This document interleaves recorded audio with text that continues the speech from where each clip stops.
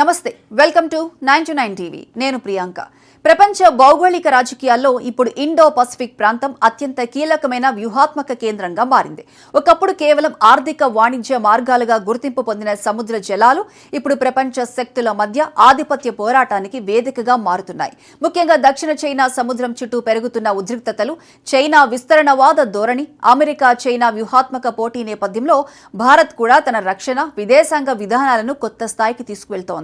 ఈ నేపథ్యంలో భారత రక్షణ కార్యదర్శి రాజేష్ కుమార్ సింగ్ చేసిన తాజా ప్రకటన అంతర్జాతీయ రక్షణ రంగంలోనే కాదు, ఆసియా వ్యూహాత్మక సమీకరణాల్లో కూడా పెద్ద చర్చకు దారితీసింది. సింగపూర్లో జరిగిన ప్రతిష్టాత్మక షాంగ్రీ లా వేదికగా మాట్లాడిన రాజేష్ కుమార్ సింగ్ వియత్నాంతో బ్రహ్మోస్ సూపర్సోనిక్ క్రూజ్ మిసైల్ ఒప్పందం ఇప్పటికే కుదిరిందని, ఇండోనేషియాతో కూడా చర్చలు తుది దశకు చేరుకున్నాయని వెల్లడించారు. ఇది కేవలం ఒక రక్షణ ఒప్పందం మాత్రమే కాదు, ఇండో పసిఫిక్ ప్రాంతంలో భారత వ్యూహాత్మక ప్రభావం ఎంత వేగంగా పెరుగుతుందో చూపించే సంకేతంగా దీన్ని విశ్లేషకులు చూస్తున్నారు. వియత్నాంతో కుదిరిన ఈ ఒప్పందం విలువ సుమారు 6,000 కోట్ల రూపాయల వరకు ఉంటుందని అంతర్జాతీయ రక్షణ వర్గాలు అంచనా వేస్తున్నాయి. ఇందులో కేవలం క్షిపణుల సరఫరా మాత్రమే కాదు, సైనిక శిక్షణ, లాజిస్టిక్స్ మద్దతు, సాంకేతిక సహకారం వంటి అంశాలు కూడా ఉన్నాయి. మరోవైపు ఇండోనేషియాతో కూడా ఇదే తరహా ఒప్పందం తుది దశలో ఉందని భారత ప్రభుత్వం వెల్లడించడం ఆసక్తికర పరిణామంగా మారింది. ఇప్పటికే ఫిలిప్పీన్స్ 2022లో సుమారు $375 మిలియన్ విలువైన బ్రహ్మోస్ ఒప్పందాన్ని కుదుర్చుకుంది. ఆ తర్వాత ఇప్పుడు వియత్నాం, ఇండోనేషియా కూడా అదే మార్గంలో నడవటం దక్షిణాసియా భద్రతా వ్యవస్థలో పెద్ద మార్పుకు సంకేతంగా కనిపిస్తోంది. ఇక్కడ ప్రధానంగా అర్థం చేసుకోవాల్సిన విషయం ఏమిటంటే, ఈ ఒప్పందాలు కేవలం ఆయుధాల విక్రయం కోసం కుదరటం లేదు. వీటి వెనుక ఒక పెద్ద భౌగోళిక వ్యూహం కూడా ఉంది. దక్షిణ చైనా సముద్రంలో చైనా గత కొన్నేళ్లుగా తన ఆధిపత్యాన్ని విస్తరించేందుకు ప్రయత్నిస్తోంది. 9 లైన్ పేరుతో భారీ సముద్ర ప్రాంతంపై హక్కులు ప్రకటించడం, కృత్రిమ దీవులను నిర్మించడం, అక్కడ సైనిక స్థావరాలు ఏర్పాటు చేయడం వంటి చర్యలతో చైనా ప్రాంతీయ దేశాలను ఆందోళనకు గురిచేస్తోంది. వియత్నాం, ఫిలిప్పీన్స్, ఇండోనేషియా వంటి దేశాలు నేరుగా చైనా ఒత్తిడిని ఎదుర్కొంటున్నాయి.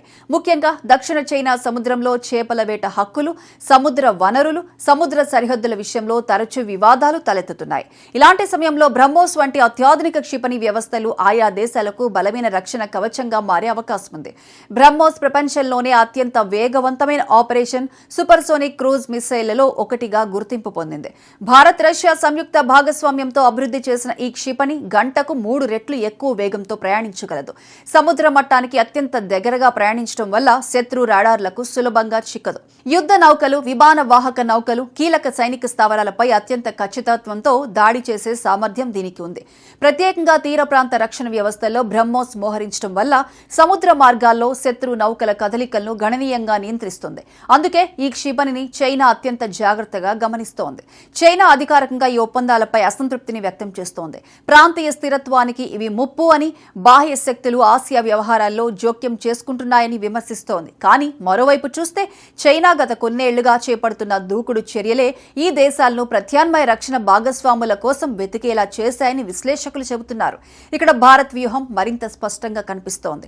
ఒకప్పుడు ప్రపంచంలో అతిపెద్ద ఆయుధ దిగుమతిదారుగా ఉన్న భారత్ ఇప్పుడు రక్షణ ఎగుమతిదారుగా ఎదుగుతోంది. ఆత్మనిర్భర్ భారత్ కార్యక్రమం కింద స్వదేశీ రక్షణ తయారీని భారీగా ప్రోత్సహిస్తోంది. ప్రభుత్వ రంగ సంస్థలతో పాటు ప్రైవేట్ రంగం, స్టార్టప్ కంపెనీలు కూడా రక్షణ తయారీలో భాగస్వామ్యం అవుతున్నాయి. భారత్ లక్ష్యం కేవలం ఆయుధాలు అమ్మడం మాత్రమే కాదు, ఇండో పసిఫిక్ ప్రాంతంలో సమతుల్య శక్తి నిర్మాణాన్ని ప్రోత్సహించడం కూడా. క్యాడ్ భాగస్వామ్యం, ఏషియన్ దేశాలతో వ్యూహాత్మక సంబంధాలు, సముద్ర భద్రత సహకారం వంటి చర్యల ద్వారా భారత్ ఒక స్వేచ్ఛాయుత, నియమాల ఆధారిత ఇండో పసిఫిక్ వ్యవస్థను ప్రోత్సహిస్తోంది. వియత్నాం, ఫిలిప్పీన్స్, ఇండోనేషియా వంటి దేశాల్లో బ్రహ్మోస్ నెట్వర్క్ ఏర్పడటం వల్ల దక్షిణ చైనా సముద్రంలో చైనా నౌకాదళ కదలికలపై సహజమైన నిరోధక శక్తి ఏర్పడే అవకాశం ఉంది. ఇది ప్రత్యక్ష యుద్ధం కోసం కాదు, కానీ ఏకపక్ష దూకుడును అడ్డుకునే వ్యూహాత్మక సమతుల్యత కోసం. అంతేకాదు, ఈ ఒప్పందాలు భారత విదేశాంగ విధానంలో కూడా కీలక మలుపు అని చెప్పాలి. యాక్ట్ ఈస్ట్ పాలసీ కింద దక్షిణాసియా దేశాలతో సంబంధాలను మరింత బలోపేతం చేయాలన్న లక్ష్యానికి ఇవి ప్రత్యక్ష ఉదాహరణలు. రక్షణ రంగంలో నమ్మకమైన భాగస్వామిగా భారత్ ఎదుగుతోందనే సందేశాన్ని కూడా ప్రపంచానికి ఇస్తున్నాయి. మొత్తంగా చూస్తే బ్రహ్మోస్ ఒప్పందాలు కేవలం క్షిపణుల విక్రయ ఒప్పందాలు కావు, అవి భారత వ్యూహాత్మక పరిపక్వతకు, సాంకేతిక సామర్థ్యానికి, రక్షణ ఎగుమతి శక్తికి ప్రతీకలు.